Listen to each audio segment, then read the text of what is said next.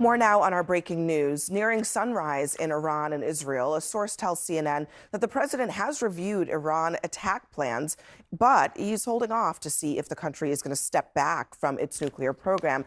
Alex is back with us here to talk through the president's potential options here. And as you see it, there are three main scenarios that could play out here. The first one is essentially that Israel decides to go it alone. Correct. So if the president decides to let the Israelis do it by themselves, if he's comfortable, he thinks they have the capabilities to do enough damage that he's comfortable with the after effects of it, this is what it would look like. So in terms of Fordo, you really have two options. The Israelis previously launched a raid into Syria about 200 kilometers north into a chemical weapons facility. So they put commandos on the ground before. That's an extreme option with a lot of risk, obviously putting people on. But as you can see, the tunnel entrance is here. So we got them here, right, here, and here, right? So if you're going to send folks inside into the mountain into a deep buried facility as a render safe mission, kind of difficult. Yeah, but I mean, how defended is this area, though? I mean, are there, Iranians on the ground? Sure. What else is there? So, I mean, there's plenty of defenses that are here. This was specifically built as a deep buried facility to withstand conventional attacks, either from a ground or an air raid. Yeah. So, and you also have what we'd call fatal funnels or choke points, because if there's any guns inside, those are the only entrance points, and that's where they're pointing. So it's a very difficult mission set for anybody performing it. Yeah. No. So the second option is that the United States does a limited attack. And it sounds like from our reporting that is what the United States is trying to figure out. What is the limited option here?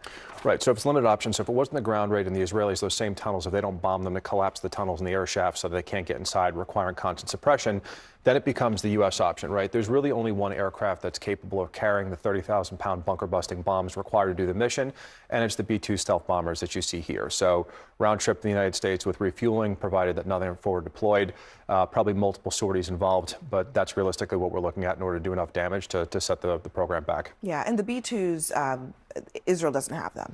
They don't have them, and that's why it requires the U.S., and they can't deliver as big of a blow from the air. Yeah, so talk us through option three.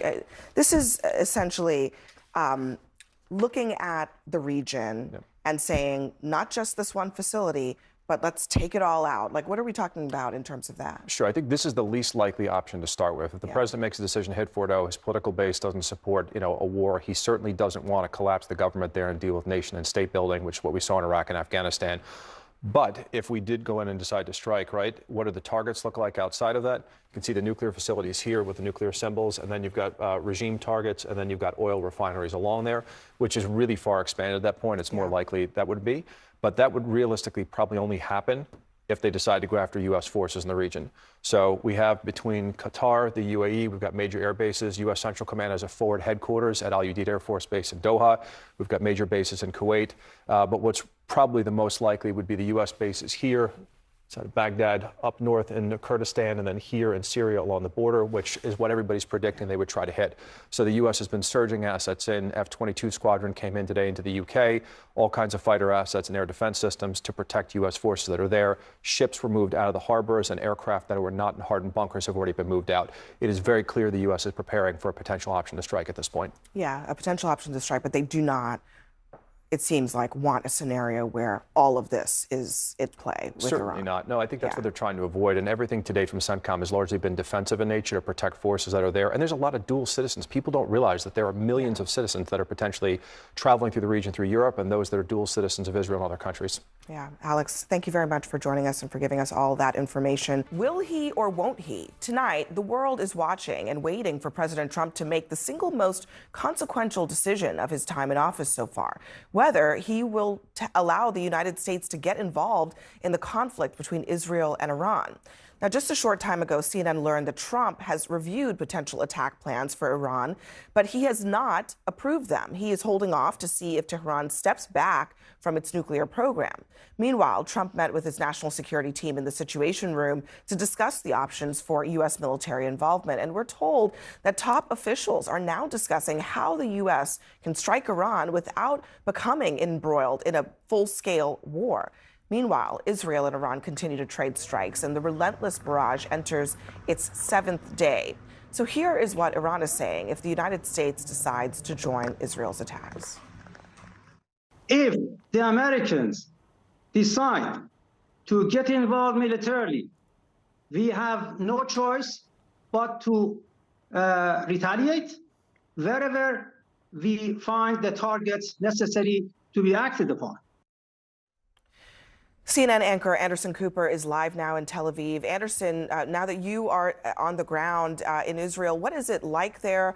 Do you get the sense of anticipation for what Trump's decision is going to be and what that might mean for Israel and the region? There's certainly a lot of anticipation here. Just in the last hour, Iran's Revolutionary Guard has said that air defenses have been activated in Tehran. Now, the IDF has also, in the last hour, put out a warning to Iranians in 2 areas around Tehran to evacuate because of strikes that they are going to be conducting. There's no word yet on what the latest targets might be from Israel. Earlier today, the Israeli Air Force said that 25 fighter jets had hit more than 40 targets in western Iran. They're talking about missile storage sites, military personnel, missile launchers as well.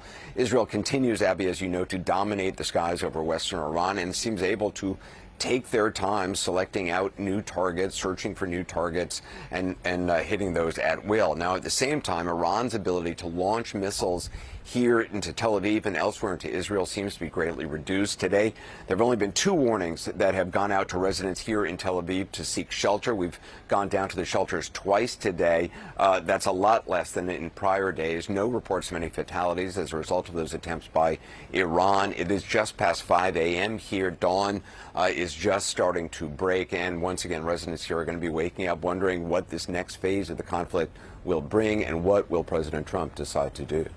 Yeah, I mean, the entire world waits. And I know, Anderson, you've only been on the ground for a short time now, but what is life like in Tel Aviv? I mean, are people able to go about their lives? I mean, we've seen a lot of our correspondents and anchors having to go into stairwells and bomb shelters as these sirens have gone on. But are people able to do other things?